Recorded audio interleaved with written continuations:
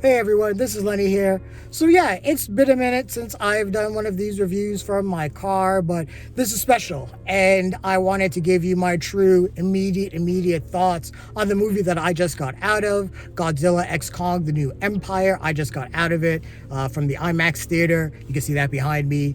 But yeah, Godzilla X Kong, The New Empire, I just got out of. I think it's actually pronounced Godzilla Kong, The New Empire. The X is silent, or at least that's what I read. But anyways, this is the latest in the Monsterverse franchise from Warner Brothers and Legendary. This includes Godzilla from 2014, Godzilla King of the Monsters, Kong Skull Island, and Godzilla vs. Kong. And Adam Wingard, who directed this film, he also directed Godzilla vs. Kong, which I absolutely adored. I love Kong Skull Island. I really do enjoy all of the movies in the Monsterverse, franchise, even if they're a little bit flawed. I adore Monarch on Apple TV. I'm just really into that show as well. But yeah, so just to let you know too, when I got to the theater, the place was packed. There was not an empty seat in the theater. And to let you know, too, from the jump, everyone had a really good time with this movie.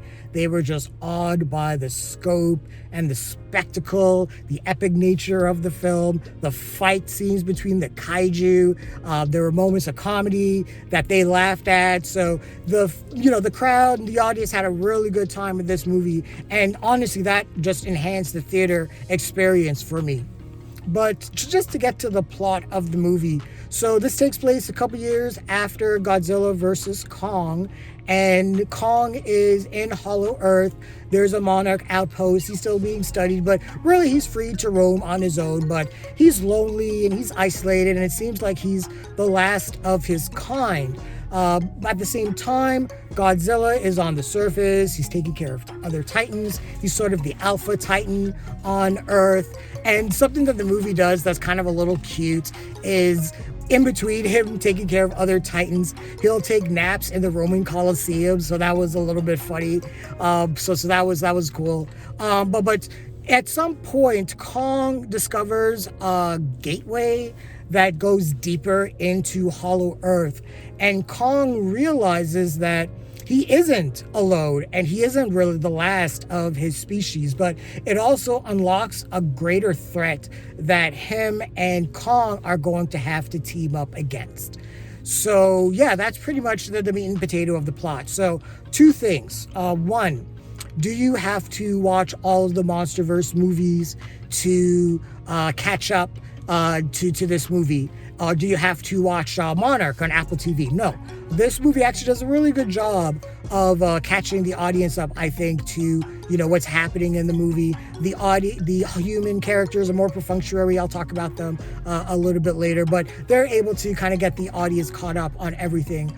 Also, does the movie deliver on its promise of being a film that is going to be epic in scope and scale, especially when it comes to the kaiju battles? And I can say yes, and in spades. This movie kind of reminds me of, and I'm a Godzilla nerd, so I'm going to nerd out here. It kind of reminds me of the kind of the Showa era of Godzilla. I think this is from like 1954 to I think 68 or something like that, but that had like Destroy All Monsters and Godzilla versus Mechagodzilla. These were like big over the top Godzilla movies, and those are kind of the movies that I grew up watching when I was a kid. And so this kind of felt like an homage or a love letter to those movies in terms of how epic in nature these fight battles are with the kaiju. I mean, we can see the scope of Kong when he's running across like the pyramids. You can see how big he is. Or when the big baddie, the Scar King, is in Florida, and he's wrecking havoc with that crazy whip spine thing that he has. The movie, and Adam Wingard and his team does such a great job of showing you how grand and large and ginormous these creatures are, just really compared to everything else on planet Earth. I mean, when you say that these are titans, I mean, this movie really pulls it off, that you really get the real feeling that these guys, or these monsters, are truly titans and forces of nature, and things that humanity really are not prepared to fight against. Now, the other thing that this movie does really well, and I gotta give props again to the special effects team and the animators. This movie really belongs to Kong and Godzilla in regards to expressions. We follow Kong on a journey where he discovers again he's not the last of his species, and we see how the wheels in Kong's head turning. We see how he feels when he's threatened or intimidated, when he's giving a nod of begrudging respect to Godzilla, and Godzilla kind of does the same thing. But the facial reactions and expressions from Kong and Godzilla, we really see that, and that's done so well. And I gotta give a lot of respect to the special effects team. A lot of the scenes with Kong are wordless. They're not silent, but wordless. And we get to see how Kong grows in this environment and everything like that. So that's really, really cool. Now to the human characters, again, like I said, they're perfunctory in this. Rebecca Hall comes back as the linguist doctor.